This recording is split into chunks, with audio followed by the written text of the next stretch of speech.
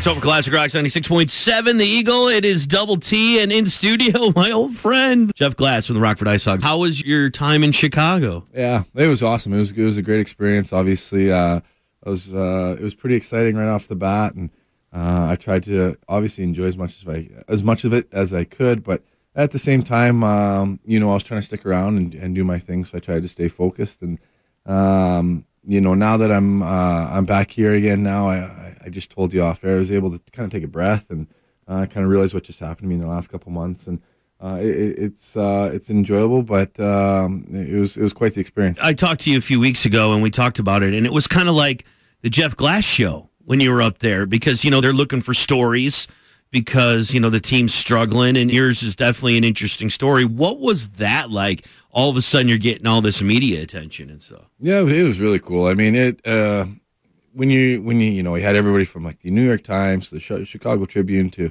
the Players Tribune, all these cool places that I enjoy reading. And I'm a sports fan. I've told you this all along. I read from these types of people, and to have them interview me was pretty cool. So I didn't forget that not for a second when these people were coming to talk to me.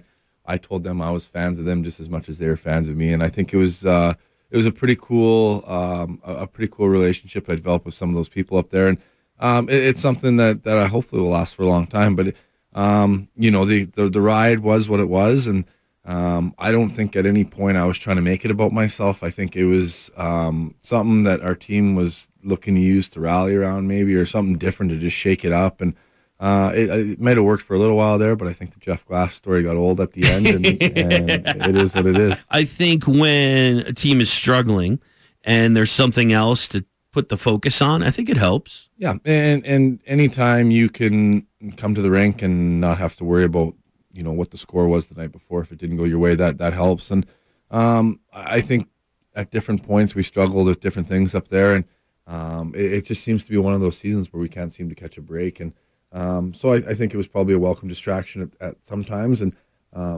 obviously it was kind of cool for myself, so I didn't by no means turn any of that away. Did you learn some stuff up there? Yeah, no, I learned a ton, and I was actually able to work with our goalie coach, Peter Aubrey, yesterday, and just kind of go over all the things. And you're definitely a better goalie now than when I went up there. And so that's the first part. On the ice, I definitely learned a lot. And then off the ice, it was invaluable, the experience. I think, everybody's sick and tired of hearing it, but, man, the leadership group in that room is unbelievable. And those guys, they go above and beyond to, first off, make me feel comfortable, and then secondly, just to make the room united, and everybody plays and pulls the rope in the same direction, even if sometimes on the ice it doesn't look that way. That room is it's pretty cool, and those leaders know exactly what they're doing, and there's a reason they've won 3 cups. So it was just a really cool experience to be a part of, and I tried to soak up as much of it as I could. You hear a lot of the negative stuff about the team through the media, but there's got to be some positive things. In reality, it really isn't that far away from being that good team again, is it? It really isn't. And I mean, like, I talk about bad bounces just because those are things that are out of our control. But I think it was a year this year that nobody was expecting, obviously, for it to turn out this way or for them to be in the position they're in now. But I really don't think they're far off again from going on another run. And I think I honestly do believe that locker room still believes that they can get on a run, and that's a credit to the leadership, the coaching staff, and everybody around that organization. It's not, nobody ever believes they're out, and I had that feeling a couple times in games we'd be down a goal or two in the final minute, and they almost welcomed it. I've never seen a team so excited to score in the last minute of the game because they knew they could do it, and they're one of the only teams who know. They almost welcome the pressure situations. I think some guys tend to shy away from the big moments or don't really want the puck on their stick when you need a goal, and it's the exact opposite on that team. Those guys want get them the puck, get them the goal, show them the big moment, and I think that's pretty cool. What kind of role do those core guys that have been there, Crawford, Kane, and Taze, and Seabrook, and Keith, and then the group of young guys, where does it mesh? Where does it come together? I honestly think it all, the older guys and the younger guys don't have clicks off the ice the way that maybe the media portrays them on the ice. So everybody gets along, and I mean, if it's the card table on the plane, or if it's going for dinner after games, if it's whatever it is, there's a real mesh, and there's no clicks based on how how many years you've played for the Hawks. So I it was extra special for a guy like myself who was new around there to get to hang with some of the old guys and get to see what they do and kind of be a part of that. Whereas I think sometimes in the media you start to hear guys, and I was guilty of it myself, of categorizing guys and based on their contracts or based on how many years they've played for the team. But again, they're so welcoming, and the group's such a good group that there's never ever those like little cliques.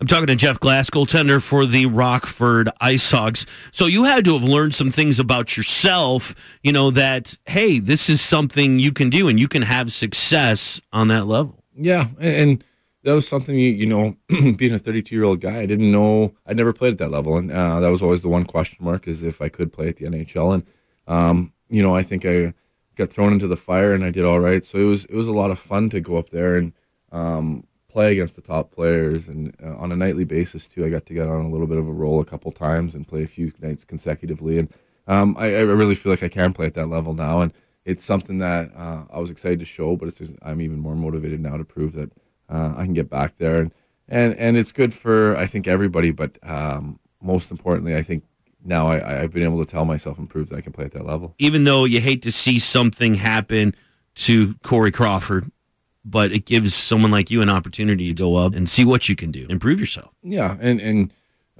first off, geez, man, what a tough situation for Corey, and being around him on a day-to-day basis, I really feel for the guy. It's a tough situation what he's going through, and you don't want to wish bad health on anybody, but with somebody's injury, there's always an opportunity, and that's the way I looked at it the whole time I was there, is that this is an opportunity, and I didn't know if it was going to last a day, a week, a month. I didn't know, and so every day I came to the rink, I was just excited to be there, and I tried to prove what I could bring to the team, and I proved to myself that I belong there. So that was kind of my motto the whole time I was there. I was expecting someone to come knock on my door every day, the old Undertaker, but it was good, and so I was able to hang on for a while there, and most importantly, I'm wishing Corey a speedy recovery. Jeff Glass, Rockford IceHogs goaltender. Besides the hockey part, what other things did you get to experience in Chicago?